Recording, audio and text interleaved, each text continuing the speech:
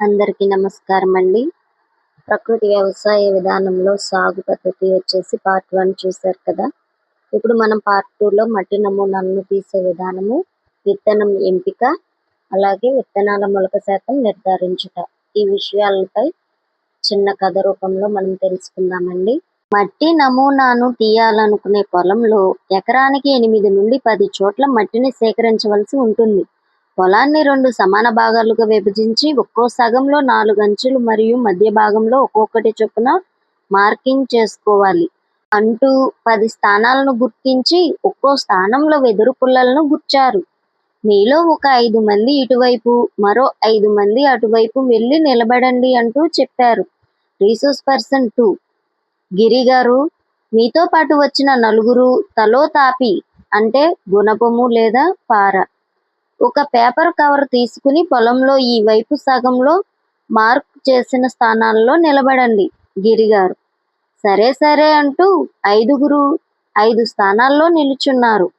Resource person 2 పుల్ల నిటారుగా ఉంది కదా, ఒకసారి చూసుకోండి, లేదంటే దాన్ని తీసి వాళ్ళు లేకుండా నిటారుగా నేలలోకి గుచ్చండి, సరేనా? గిరిగారు నిటారుగా గుచ్చాం, ఇప్పుడు ఏం చేయాలి?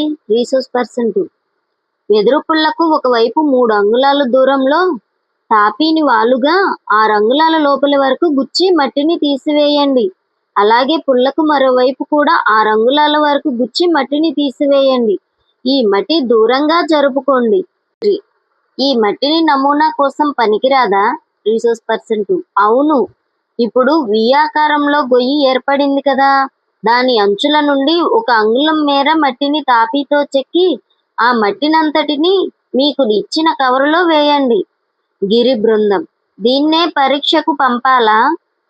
రీసోర్స్ పర్సన్ 2 కాదు కాదు అంటూ రెండో సగంలో కూడా మరో 5గురితో నమూనాలను సేకరించారు. ఇదిగోండి, మనం ఈ పొలం నుండి 10 నమూనాలను సేకరించాం కదా, వీటన్నిటినీ ఒక పెద్ద కవరులో వేసి కలిపేద్దాం. రైతు దీన్నంతా పరీక్షకు పంపించాలా ఏంటి? రీసోర్స్ పర్సన్ 2 ఇప్పుడు దీనినంతా నీడలో ఆరనివ్వాలి. పదండి, మనం లోపలికి వెళ్ళి నీడలో ఆరవేద్దాం. ఈలోగా ఆఫీసులో పాత పేపర్లు తీసుకుని హాల్ మధ్యలో 2 పొరలుగా పరచండి. రైతు ఇందులో చిన్న చిన్న గెడ్డలు కూడా ఉన్నాయి. రీసోర్స్ పర్సన్ 2 అవునవును, వీటన్నిటినీ పొడి చేయాలి, తొందరగా ఆరడానికి కొంచెం పలుచుగా ఆరేద్దాం. రీసోర్స్ పర్సన్ భూసార పరీక్షల వల్ల నేలలో లభ్యమయ్యే పోషకాలు, నీటిని పట్టి ఉంచే సామర్థ్యం, నేల యొక్క ఆమ్లక్షార స్వభావాలు తెలుస్తాయి. మనం వేయవలసిన పంటను బట్టి ఏ ఏ పోషకాలు ఎంత మోతాదులు అవసరమో తెలుసుకోవడానికి వీలవుతుంది. దీనివల్ల పంటలకు పోషకాలు హెచ్చు తగ్గులు లేకుండా అంది నాణ్యమైన పంట సాధ్యమవుతుంది. రైతు భూసార పరీక్ష చేయకుండా ఎరువులను అందించడం వల్ల నష్టమేమైనా ఉందా? రీసోర్స్ పర్సన్ 1 బాగా మాట్లాడారు. పోషకాల సమతుల్యత లోపించడం వల్ల గాని, పోషకాలు ఎక్కువగా ఉన్నా గాని నష్టమే. ప్రత్యేకించి నత్రజని అధికం కావడం వల్ల పైరు విపరీతంగా ఎదిగి ప్రక్కకు పడిపోవడం, పూత ఆలస్యంగా రావడం, తాలు గింజలు అధికంగా రావడం, చీడపీడలకు సులభంగా గురి కావడంతో ఎరువులను ఎక్కువగా ఉపయోగించడం వల్ల దిగుబడి తగ్గడమే గాక గోధుమ, మొక్కజొన్న మొదలగు వాటిలో పిండి పదార్థాల పరిమాణం తగ్గుతుంది. పప్పు ధాన్యాల్లో మాంసం కృత్తులు పరిమాణం తగ్గుతుంది. పొటాషియం అధికంగా ఉండే నేలలో పండే పండ్లు, కూరగాయలలో విటమిన్ సి మరియు కెరోటిన్ పరిమాణం తగ్గుతుంది. అందుకే గుడ్డెద్దు చేలో పడ్డట్టు ఎలా పడితే అలా ఎరువులు వేయకూడదు. ఇంకా ఎవరికైనా ఏమైనా సందేహాలు ఉన్నాయా? రైతు లేవు లేవు. రీసోర్స్ పర్సన్ అయితే భూసార పరీక్షకు మీరు సేకరించిన మట్టి నుండి నమూనా మట్టి ఎలా తీసుకోవాలో తెలుసుకోండి. రీసోర్స్ పర్సన్ 2 ఇదిగో ఈ మట్టినంతటిని దీర్ఘచతురస్రాకారంగా పేర్చి సరిగ్గా మధ్యలో అడ్డుగా ఒక గీత, నిలువుగా ఒక గీత గీస్తే 4 భాగాలుగా అవుతుంది కదా. ఇదిగో ఇలా ఈ 4 భాగాల్లో ఆగ్నేయ మూల, వాయువ్య మూలల్లో ఉన్న మట్టిని విడిచిపెట్టాలి అంటూ వాటిని తొలగించారు. తరువాత మిగిలిన 2 భాగాలను బాగా కలిపి దీనిని కూడా ఇదివరకులాగే 4 భాగాలు చేద్దాం. ఈసారి ఈశాన్యం, నైరుతి మూలల్లో మట్టిని తొలగిద్దాం. చివరకు అరకిలో మట్టి మిగిలేంత వరకు ఒకసారి ఆగ్నేయ వాయువ్య మూలల్లో, మరొకసారి ఈశాన్యం నైరుతి మూలల్లో మట్టిని తీసివేస్తూ ఉండాలి. తీసివేయగా వచ్చిన అరకిలో మట్టిని పరిశుభ్రమైన గుడ్డ సంచిలో కట్టి ఉంచాలి. ఈ మట్టినే మనం నమూనాగా పంపుతూ రైతు పేరు, గ్రామం పేరు, ఋతువు, సీజన్, అందుబాటులో గతంలో పండించిన పంట రకం, ప్రస్తుతం ఏ పంట పండించాలనుకుంటున్నామో ఒక కాగితం మీద వ్రాసి పంపాలి. అందరికీ అర్థం అయిందనుకుంటా. భోజన విరామం తర్వాత సేంద్రియ పద్ధతిలో వరిని ఎలా పండించాలో వివరంగా తెలుసుకుందాం. పదండి భోజనానికి బయలుదేరదామంటూ క్రిందికి దిగారు. మట్టి నమూనాను తీసే విధానాన్ని తెలుసుకున్నారు కదా. ఇప్పుడు మనం విత్తనాన్ని ఎంపిక ఏ విధంగా చేయాలనేది తెలుసుకుందాం. వ్యవసాయంలో అత్యంత కీలకమైన మొదటి అడుగు విత్తనం ఎంచుకోవడం. పంట ఆరోగ్యంగా పెరగాలన్నా, ఆశించిన దిగుబడి రావాలన్నా విత్తనమే కీలకం. ఏ విత్తనం ఎంచుకోవాలనేది పంట కాలం, నీటి లభ్యత, నేల స్వభావం, స్థానిక వాతావరణ పరిస్థితులను బట్టి ఆధారపడుతుంది. ముందుగా చెప్పినట్లు సాంప్రదాయమైన, నమ్మకమైన విత్తనాలనే ఎంచుకోవడం అన్ని విధాలా మంచిది. దేశీయమైన విత్తనాలు అనేక రోగాలు, తెగుళ్లను సహజంగా తట్టుకోగలుగుతాయి. రైతు విత్తనాలు మంచివో కావో ఎలా తెలుస్తుంది? రీసోర్స్ పర్సన్: చాలా మంచి సందేహం.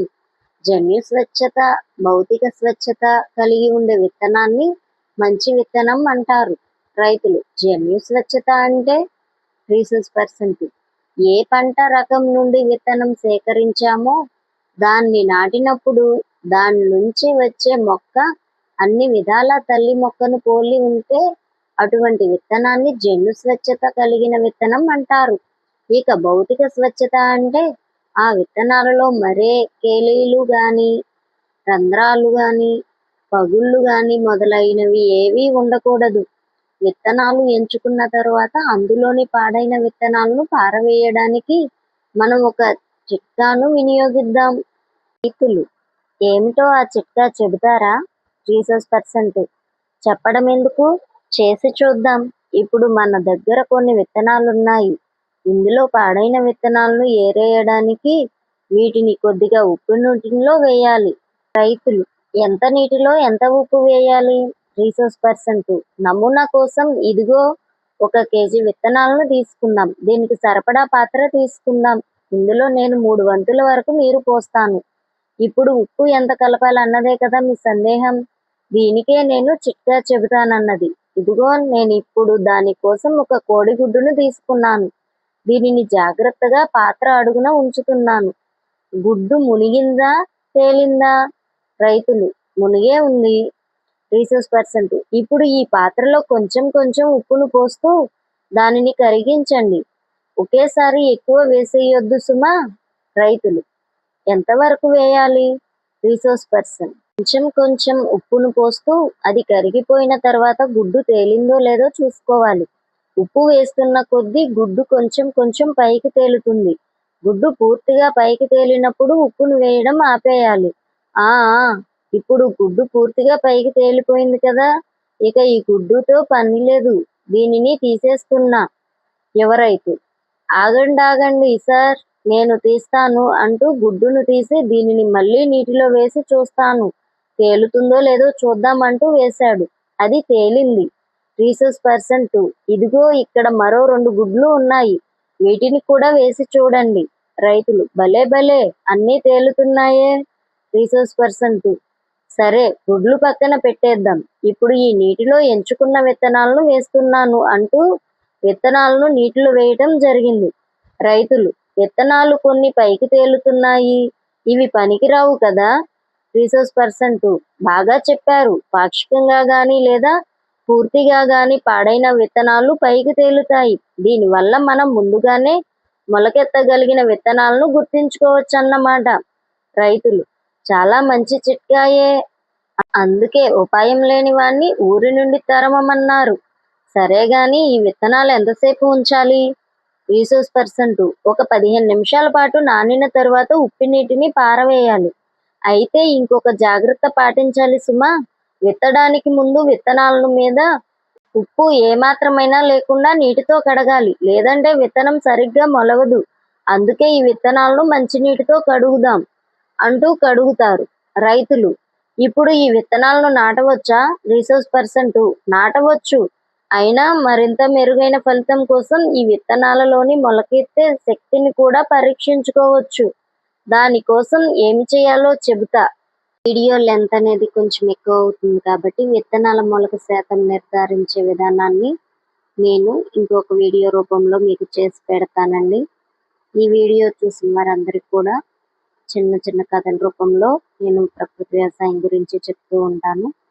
నా ఛానల్ని సబ్స్క్రైబ్ చేసుకుంటారని ఆశిస్తున్నాను.